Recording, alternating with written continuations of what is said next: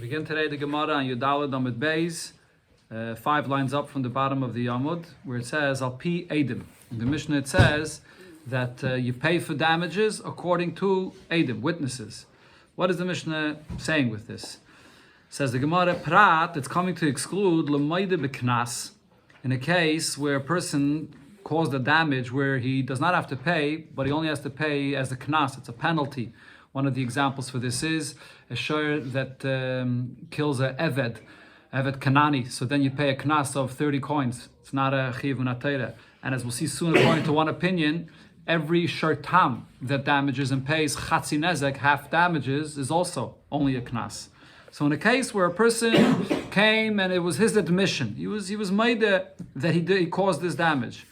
And then, so not the halacha is when you're maida in a knas, you potter. This is a Mishnah later. The Gemara learns it out from a pasuk that maida b'knas is potter. But over here, though, what happened is va'achakach bo edim. After he was maida, now edim came and testified as well to what he admitted to happened. Shahu potter. So what our Mishnah is saying is you're still going to be potter. The halacha of maida b'knas potter, that's a Mishnah later. The chiddush of our Mishnah is that even if later Eidim came, so you may say, well, you were maida, but now Eidim are coming and saying that you're chayiv, so we should follow what the Eidim say, and you should still be chayiv. So our Mishnah is saying that no, you'll be potter. But now the Gemara brings that this is actually a machlokes. This is a good answer according to the opinion that says maida b'knas. When you admitted that you did something that you have to pay a knas, and then Eidim come and testify the same potter. Then what? Since the Eidim came after you admitted already, so you'd be potter. So that's what our Mishnah is teaching here. That it wasn't in the beginning Al Pi Eidim, so therefore you're potter. But the opinion that says that a person that's maida b'knas and then Eidim come and say the same. So because Eidim came now, he will be chayiv. So ma'yikalamema. So what is our Mishnah when it says that it has to be Al Pi Eidim? What is it coming to teach? And says the Gemara, Seifit tzrichlei. These words of Al Pi Eidim, the chiddush is not in these words alone.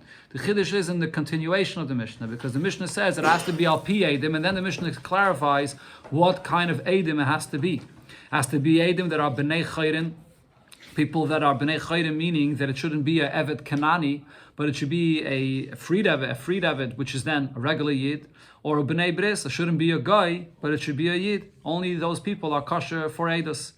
One of the Rishonim here says that you would have thought that maybe when it comes to damages, many times these kinds of damages with these animals happens outside in places where you're amongst Goyim and you don't have Yidden there, so you may think that the Torah would rely, in this case, on these kind of Eidim to testify about the damage in order that the nizik should get paid up. So therefore the Mishnah is saying that no, we do not rely not on an Eved Kanani and not on a Goy. And the Gemara explains, even what? Tuma, what did he say? Alafituma. I'm not sure. When you get to paying dine mominus to be mitzi momen, you have to have 2 Eidim. Not that's maybe by Isurim and things like that. Okay, so the Gemara now explains B'nei Chayrin. When it says there that the Eidim have to be B'nei Chayrin, freed individuals, L'mutei Avadim. That comes to exclude Avadim Kananim. B'nei Bris, L'mutei Avdikachavim, comes to exclude a guy. And the Gemara explains that the Mishnah has to clarify both of these details. It's tzricha. If it would say that an Eved Kanani is not kosher for Eidos, because there's a certain disadvantage about who Eved Kanani is. There's no, the union of Yichus, lineage, does not exist by him. This is learned out from what it says by Shvula Champayim HaChamar, Eliezer. Avram tells him, stand there together with the donkey. There is a Amad Daimel HaChamar, just like a Chamar, there's no concept of Yichus of a donkey to a father. By an Eved Kanani, there's no union of Yichus. So that shows how low Eved Kanani is. So maybe I would think that only by him there's no Eidos. By a guy there is Yichus. We learned this before. We learned this in Kedushim that it says in the pasuk there Hadrimaim ben Tavrimaim ben Chazoil. It's a pasuk that speaks about a guy and it says the Yichus of who his father was. By a guy there's a Yichus to a father. I would say maybe over there I don't apply the same din, and maybe there is a concept of Eidos possible by a guy. On the other hand, if I would tell you that only a guy can't be a Eidos, I would say the reason is mishum de l'shayach b'mitzvahs, because a Eved Kanani, a guy that is, there's no mitzvahs at all for him. But when it comes to Eved Kanani, the shayach b'mitzvahs, Eved Kanani is obligated to fulfill mitzvahs like a woman. I would say this din doesn't apply, and maybe he is kosher for the Eidos. Therefore the Mishnah tells us both b'nei chayr and b'nei bris, that you're not kosher to be eidos for nezikin, not if you're a goy and not if you're Eved Kanani. The next din the Mishnah says, "V'hanoshim b'chlal hanezek." Women are included in the halachas of nezikin. If someone damages a woman, he has to pay, just like if he damages a man. What's the source for this? Here the Gemara brings a few sources regarding a woman. We had the same exact Gemara in Kedushin as well. Amar Rav Yehuda Amar Rav, v'chein tana de Rabbi Shmuel. Amakra, the pasuk says, "Ish ay isha kiyasu mikoil chatay sa'adam." A man or a woman that will do any of these avedas, and that's the aveda there that it's talking about is the shvuas hapikoda, that if you swear falsely, and the Torah there says you have to bring a karban chatas for that, and it says isha, they're both the same. Hishva hakasov isha leish, the Torah says that a man and a woman are the same. In any case where there's an einish in the Torah for an aveda that was done, so a man and a woman are the same. This the Gemara in Kedushin brings this regarding this is the source that women are chayiv in all mitzvahs loisese. Right, and the same thing over here regarding damages. And from here you see this, the source of this pasuk teaches if a woman damages, if she or her shayr will damage someone, she will be chayiv to pay.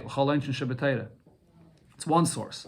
The Rabbi Elazar Tana from Rabbi Elazar learned says that you see that when it comes to money matters, whether she damaged or someone damaged her, so a woman is the same as a man, because it says Ve'ela mishpatim ashetasim lifneiim. These are the halachas that you put in front of Yidden, and Parshas Mishpatim speaks about all the halachas of nezikin, all monetary damages and payments. So it says lifneiim in front of all Yidden. Hishva kasav yishalei ish l'chol din b'teira. Regarding all the halachas of nezikin, a man and a woman are the same. A third source, Lefneihem, yeah, in Bezin, true, and a Chanami. But here the Gemara Darsh is Lefneihem, the Pashat the Taish, Lefneihem, everybody. Rashi says Lefneihem, Kulam B'chlal, it goes on all Yidden.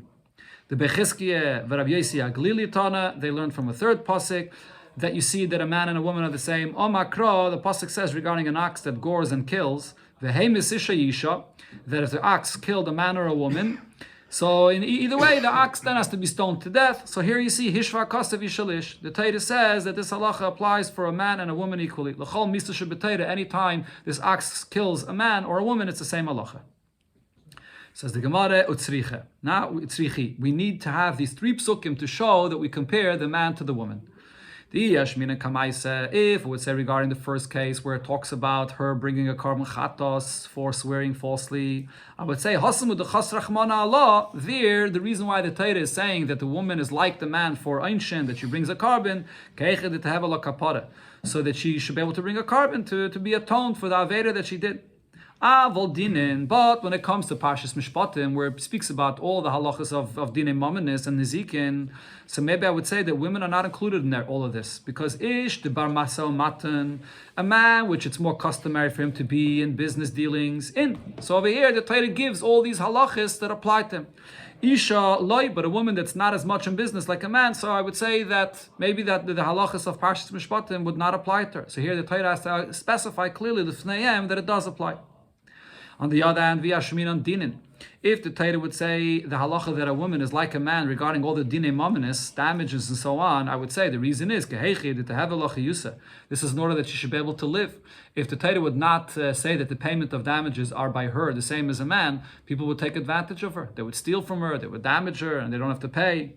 But I would think that when it comes to the carbon, which is a kapara, maybe ishta bar mitzvah in a man that has more mitzvahs, more responsibilities upon him, when he does an aveda and there's a punishment, the Torah gives him an opportunity for a kapara because he has so many responsibilities, so the Torah is more lenient with him. Isha, the lav bas mitzvah, a woman that's not obligated in mitzvahs like a man, she's potter of all the mitzvahs aseshas mangrame, so maybe here the Torah did not give the opportunity of a kapara for a woman. Now further, v'yesh min hani tarti. If the Torah would say these two, then I would say hacha mishum kapara. Over here, by the pasuk that speaks about the kapara, I would say that the Torah wants to give her an opportunity for a kapara. And v'hacha in Parshas Mishpatim, where it speaks about all the halachas of monetary law, I would say mishum chiyusa, in order that people shouldn't take advantage of her, that she should live. Aval inyan ketala. But in a case where an ox gores and kills, So over here, maybe I would say, ish de bar mitzvah, a man that's obligated in mitzvahs, and the ox Gordon killed this man, l'shalom kaifer. You have to pay kaifer. The reason you're paying kaifer is not just for the death of a human being, but it's also for the fact that this human being that was killed, you now took away his ability to fulfill mitzvahs. Maybe that's the reason for the kaifer. But isha loy, a woman that does not have that obligation of mitzvahs, so since it's not a case where you took away that possibility of fulfilling mitzvahs like a man, maybe you don't have to pay this payment of kaifer. Via shmin and kaifer. Now, if the Torah would only say this last case, that by a man and a woman, if they were killed by an ox, that you have to pay the kaifer for both of them, I would say mishum de'iki ibud neshama. Over here, maybe it has nothing to do with mitzvahs. Over here, you took away the life of a yid. That's why you have to pay the kaifer. Avalhani tarti. But the other two cases regarding Bechlal, monetary law, and Parshas Mishpatim, and the carbon chatas that it spoke about, the leki ibud neshama, there's no loss of a life involved over there. Maybe a man, maybe a woman is not compared to a man. So tzricha, therefore, has to say those two psukim as well. So we have all these three psukim telling us in these cases that a woman is compared to a man. Going back to the Mishnah, it said, "Na nizik va'mazik b'tashlumin," that you have a halacha regarding damages where not only the mazik is paying, but the nizik also takes part in the payment. Okay, so first the Gemara brings a machlokes regarding the payment of keren when it's a tam, and then the Gemara will come back to the Mishnah. So itmer, we learned the following argument.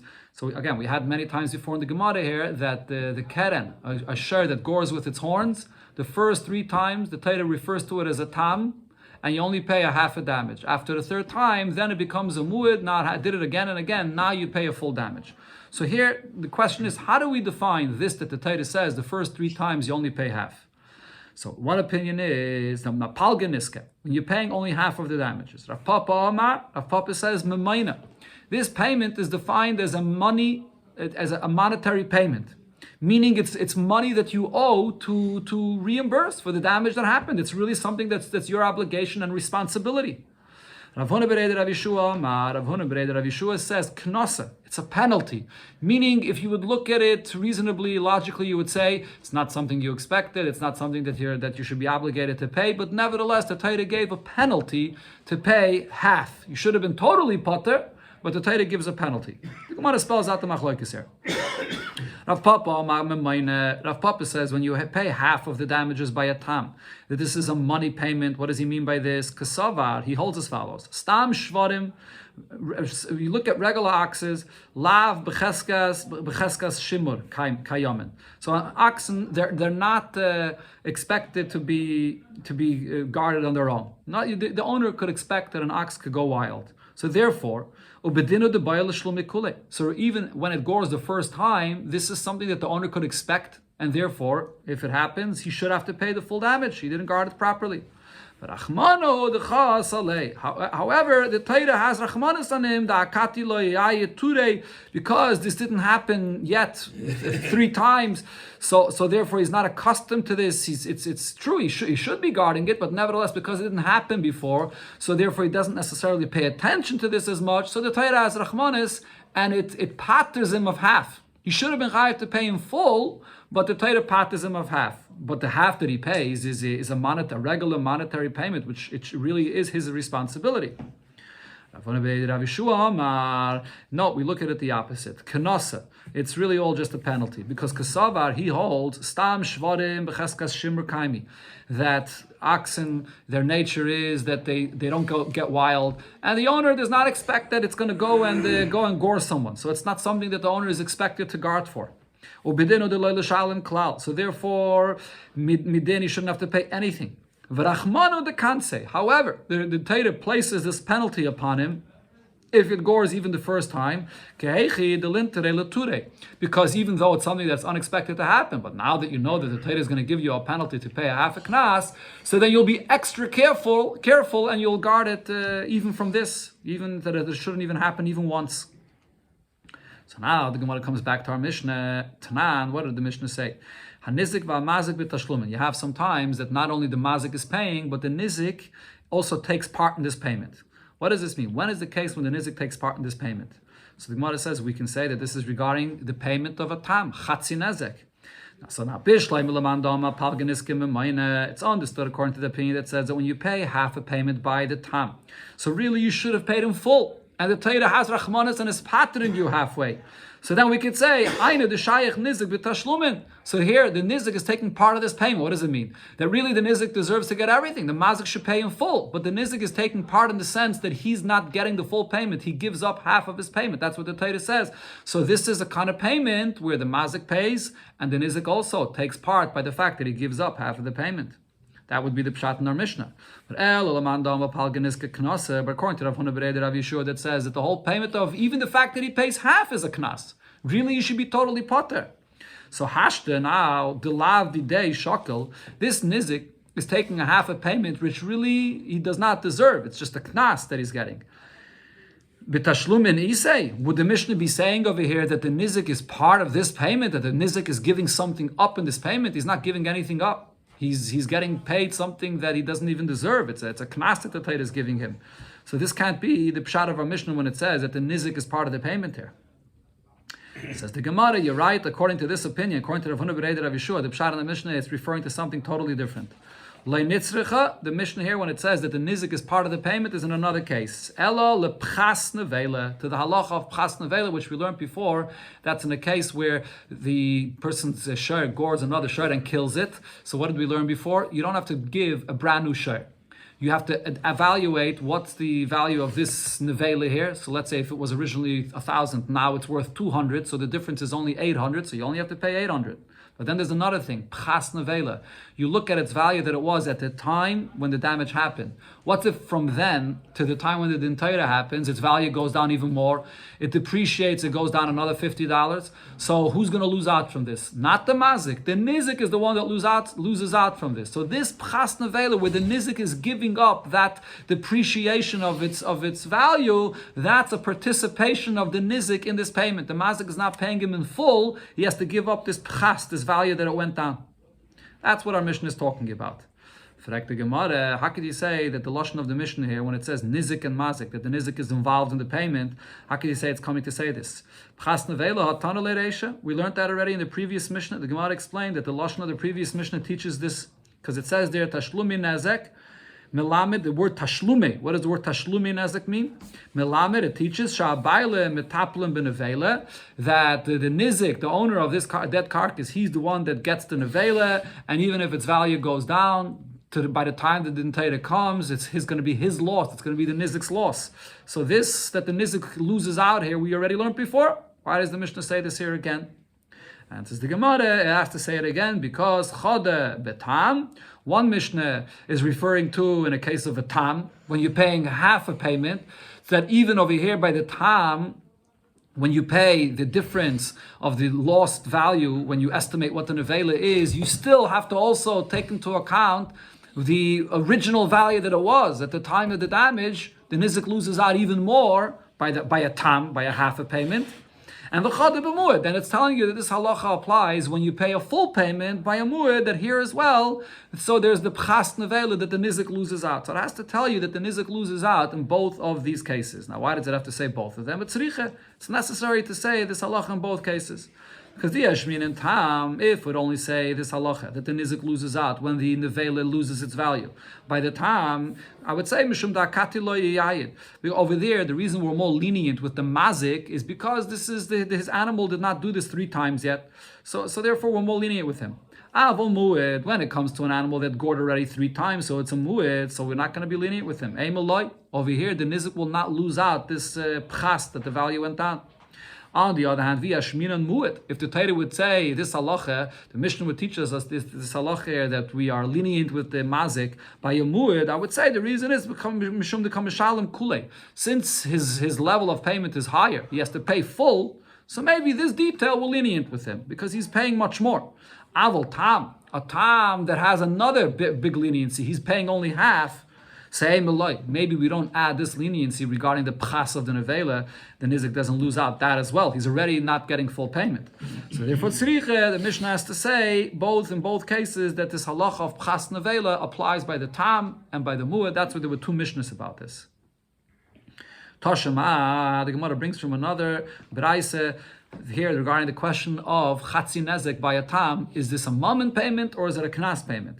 So the Braisa says, Ma ben Tam Lumud. What are the differences in halacha between the Tam and the Muad? Shatam Mishalim Chatzi Nezek. The Tam only pays half a payment, and also he pays only migufay.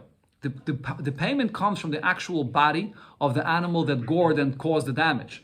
Right, so if it could be then that you get paid less than half of the payment. If half of the body of that animal is less than the value of half of the payment, then you're going to get less than half.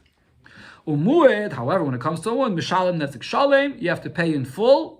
And mino aliyah, you don't pay just from the value of the body of the animal that damaged. You pay from the best, as we learned before. If you're collecting from a piece of property, you get the best piece of property from the mazik. Those are the two distinctions that the Braisa says between the Tam and the Muad.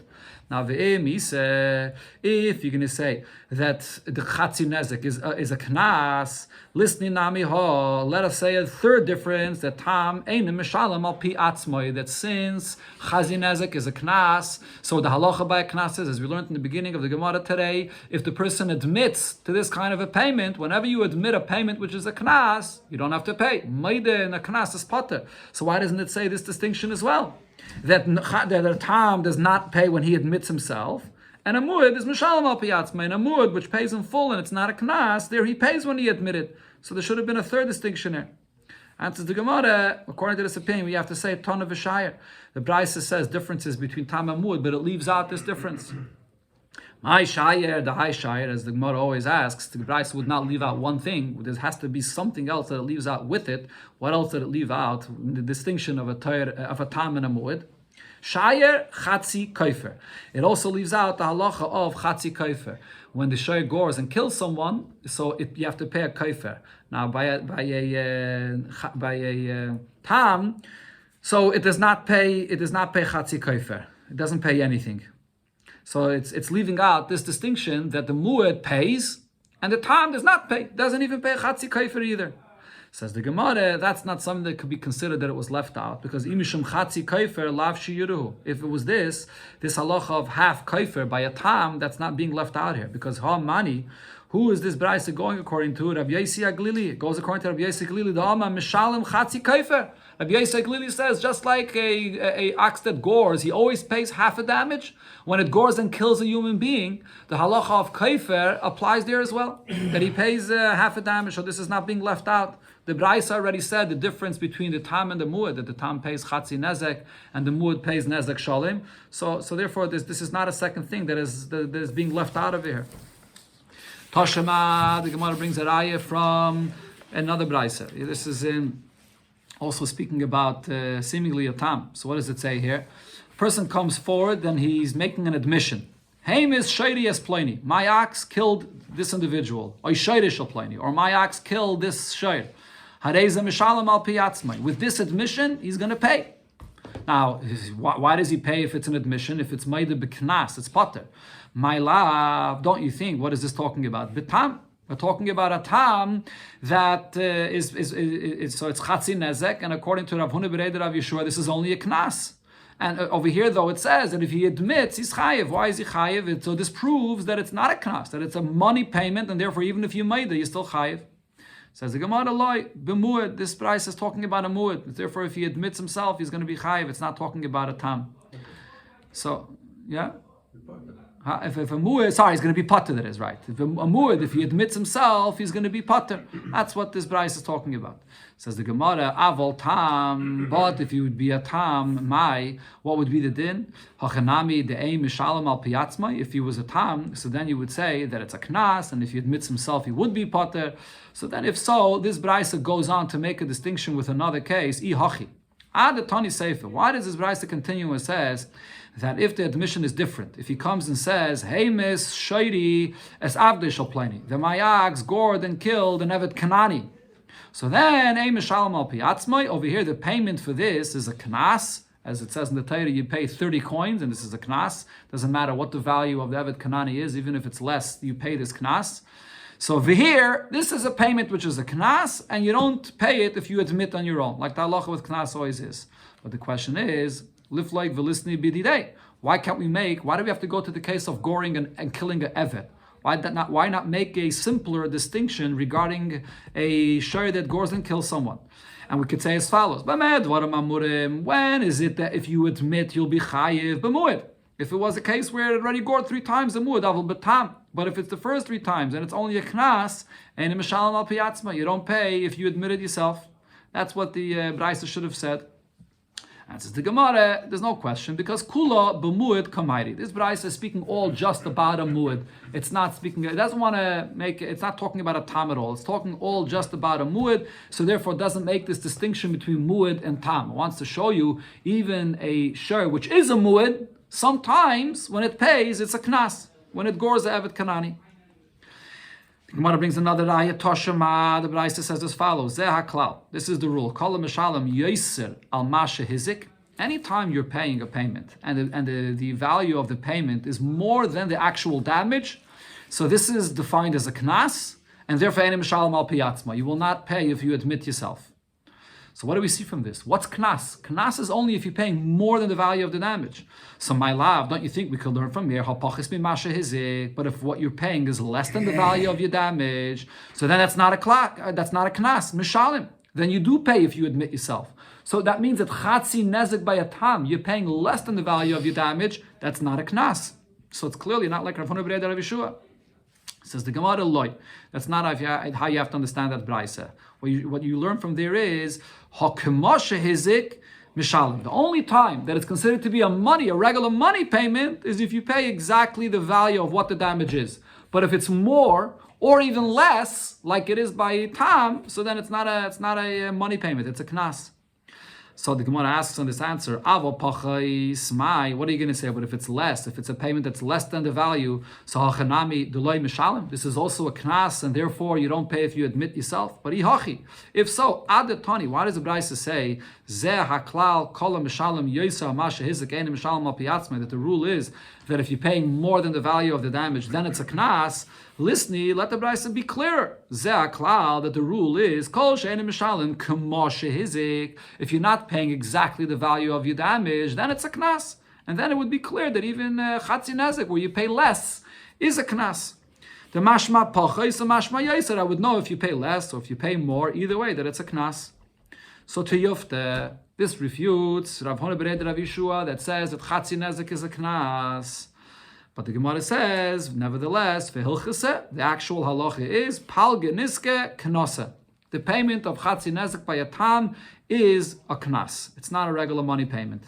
So the Gemara asks right away, to Yufte, we just refuted his opinion from this Braisa here, v'hilchase, and immediately you're telling me that the halacha is still like him? So the Gemara says, yes. Time am I have to Yufte. What was our old refutation from this Braisa? The Braisa doesn't clearly say that the only time it's considered to be a money payment and not a knas is if you're paying the value exactly like you damaged. So the Gemara says the reason the Braisa didn't say that is loy psikale, because it's still not always true. There is another exception to this, and when is that? Given the Ike, Chatzi Nezek Tzroiris, there's the case where a shayr kicks up pebbles, and those pebbles break someone's keli. In such a case, you only pay also there, only a half a payment. And this is a Hilchas Gemiri. This is a Halacha L'Moshe Misinai. The Memainahu, and this payment is a payment of Mammon. It's not a payment of Knas. We're going to learn about this in the second Perek. So this is an exception where there is a Chatzi Nezek, but it's a money payment. It's not Knas. So therefore, therefore this Braisa couldn't say that if it only Kamasha Hizik is a Mammon, because there is a case where you're paying less, that it will be a Mammon payment. But we could still say, like Rav Huna B'Rei Rav Yeshua, that by the Keren, by Tam, when you pay half, over there it actually is a Knas. So now the Gemara concludes, according to this, a practical thing in Bavel, outside Eretz Yisrael, the halacha is that a Bezdin in Bavel does not have the power to collect a Knas. You have to be a Bezdin that has smicha in Eretz Yisrael, where they had a proper smicha, then you could collect Knas, not in Bavel, so Navahashta. So based on what we just said, that when there's a payment of Keren, a Chatzi Nezek, it's a Knas. Now, Omer, Palganiska Knasa, it's only a penalty. So a similar case, which is similar to Keren, it's a tolda of Keren, which is Hai Kalbe, the Achal Imri, a dog that ate up a lamb, or Vishundre, the Achal Tarnagaila, a cat that ate up a chicken. Mishunahu, this is something which is unusual for the dog or cat to do. So this is why it's a tolda of keren. When it eats something which is usual for it, so then it would be a tolda of shem v'regel. But when it does something which is unusual, then it's a tolda of keren, which is goring with its horns, which is unusual. So the payment is chatzi nezek. V'loy makbina b'bavel. So because it's mishoneh, it's a tolda of keren, so it's a knas. We can't collect this in bavel. As I mentioned, there's no smicha, so there's no bezin you can collect there. But the Gemara clarifies, immediately when is this true? Beravrevi, if the cat or the dog ate up a large lamb or a large chicken. So that's unusual. Avol bezotri, if it's small though, orchihu, then it is common for the dog or the cat to do this, and therefore it's a regular payment. It's like shem v'regel, it's not going to be keret. Now, regarding this, that you can't collect this payment because it's a knas, so in bavel you can't collect it, but there are certain ways how the nizik could get his payment. Vi tofas, if the nizik comes and grabs money from the mazik, we're not going to take it away from him. Vi omar, if the nizik comes and says, okay, we can't go to a bezin in bavel, but he says, look, kavuli zimne das line la'arad Yisrael. Let's establish a time that we're going to go together to a bezin in Eretz Yisrael. Kavinanle. We're going to establish a time where the mazik is going to have to go with him to a bezin in Eretz Yisrael. V'lo yazal, if the mazik does not want to go, then mishamtinale, we can excommunicate him. Ubenkach, and now even besides this, either way, mishamtinale, we place this mazik that has such a wild cat or such a wild dog in his possession, we excommunicate him ad the misalik hazeka, until he gets rid of this kind of animal that causes such damage. Mid Rab Nosson, as Rab Nosson taught. The Tanya, that is, we learned in the Braise that Rab Nosson said, Minayin, shelo yigadol adam kelev rabetech beis. A person should not raise a wild dog in his house that can cause such kind of damage. Or val yamed sulam ru'ab sich beis. You're not allowed to keep a shaky ladder in your house that someone could go up and fall and get hurt in your house. You should not allow blood to be spilled in your house. That includes any kind of danger that you have in your house. There are 5 different cases that if a ox damages, this will all be a tolda of keren, and therefore the halacha of a tam that you only pay half a nezek will apply. The chamisha mu'adin, and there are 5 cases where a shor can damage, and you pay full payment right from the beginning because it's a tolda of shem v'regel. It's not, or similar to that. It's not keren, which is a half a payment. So, what are they? Habeheme eine muedes. Habeheme is not going to be a muad. He doesn't have to pay right away full payment. Loy ligach, not when he gores. V'loy ligach, not if the animal pushed with its body in a wild way. V'loy lishach, not if it goes and bites with the intention to break, and that's not eating. V'loy lirbites, and not if it goes and lies down on something and you see it's doing it wildly to break. V'loy livite, and not if it kicks with its feet. All of these are toldas of keren, where the payment is chatzi nezek.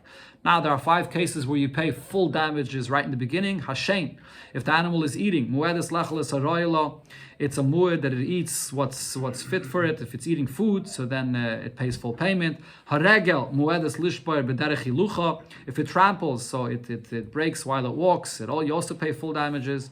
And v'sheir amued, the sheir, even with the goring with its horns, but after 3 times, now it's a sheir amued, so you pay full payment. And v'sheir hamazik, Birishus anizik, a shor that gores with its horns, so usually you only pay half a payment. But if this happened in the domain of the nizik, then even by the keren you do pay full payment. V'ha'adam, and a human being that damages with his hands, he has to pay full payment from the beginning.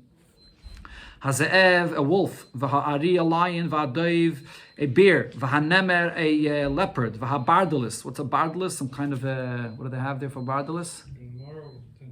And what? What this bardalis is? Okay, so we'll see in the Gemara what it is. V'ha'nachash, and the snake. Hare elamudin. These are wild beasts that are wild right from the beginning, and the owner has to be aware of that. It's not like a shor that we say that it's not wild from the beginning. So that these, if they damage, you have to pay full payment right from the beginning. Rabbi Lazar says it depends. Bisman sheim b'nei tarbus. If they're domesticated and they're sort of trained, eina muadin. They're not going to be muad. You're not going to be chayav to pay for them in the beginning to fully. And v'hanachash, however, a snake is an exception. Muad loilam. A snake, he's always wild. It always will harm someone. So the owner has to be careful with this, and you're always going to be a muad from the beginning. Okay, we'll stop over here. The Gemara goes into a long discussion here regarding the pshat of the Mishnah. Okay.